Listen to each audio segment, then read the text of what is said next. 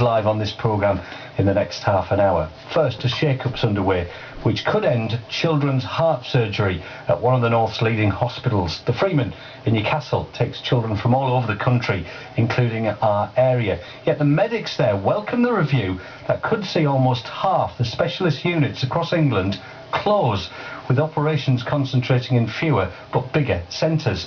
Why? Well, it's because they say the current system destroys the confidence of surgeons, and that isn't good for children. Well, tonight, for the first time, a surgeon will tell Inside Out on BBC One just how unbearable the pressure can be. Leslie Hamilton headed children's heart surgery at the Freeman up until 2006. The children's, because of the wide range of congenital heart defects, every operation is different. You have to tailor it to the individual child. So you spend a lot of time thinking about it beforehand. You'll be lying awake the night before, thinking about the operation, going over the various steps. So there's a lot more, I think, mental pressure on children's heart surgeons, and there's a lot more to cope with. Because you don't do the operations as often, because they're all very different, then you don't get into a comfortable phase, if you like, of doing the same operation regularly. So there's a lot more tension on each individual operation, and children respond, their bodies respond differently and unpredictably to the pressure and the stress of and trauma of major surgery. Well, Brian Thompson's daughter Emma was only the second person to undergo heart surgery in the North East. He's been talking me through Emma's story and what he makes of the possible future changes. Well, she was born in 1987 with a heart defect. She had a total heart block and corrected transposition, which basically meant her ventricles were the wrong way around. At first, they thought that a pacemaker would solve her problem, but then we were told after 3 years that she would need a transplant. And if you would, talk us through, I suppose, really how crucial the Freeman in Newcastle has been, not just to your daughter's life, but I suppose to your own as a parent. Well, yes, it would seem that we spent half our lives at the Freeman, certainly in the early years, because Emma ended up there the day after she was born. We've been there, and the staff are marvellous, and we've been treated really well over the years. So I've got nothing but praise for the place. They're absolutely fantastic. Do you agree that fewer larger centres are actually a good idea, Brian? Well, I've got to go with the experts. I know the guys that do this work are in short supply, and they're absolutely fantastic. And really, we want what's best for our children, I would say.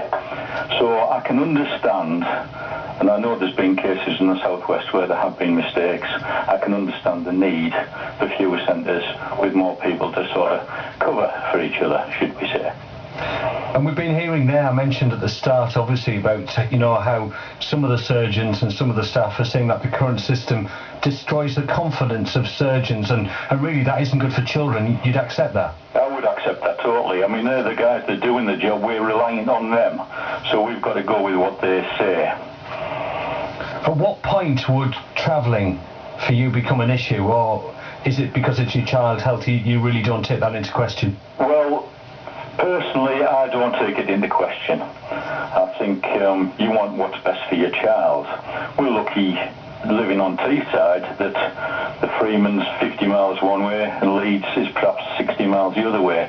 So for people on Teesside, I don't think it's an issue. But for people living in Northumberland, and maybe it's even Scotland, because I understand Scotland, their heart transplants are actually done at the Freeman. Now, for people like that, having to go even further to Leeds, that could be an issue.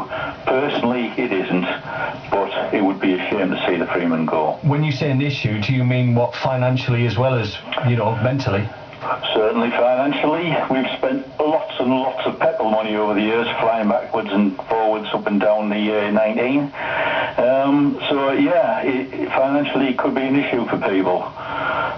But if you have a seriously ill child, you don't take that into consideration so much, and they do put you up in, well, transplant situations. They put you up in flats.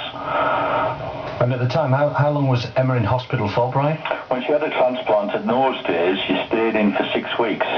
So she was in intensive, well, she was isolated for 6 weeks in her ward. Now, I know now, when they do a transplant, I think they're out in 1 or 2. Things have developed, but we're talking about 20 years ago. But at the time, yes, it was probably more essential to have somewhere local than perhaps it is now. they can't cover the job, then that's it. You know, we've got to go with them.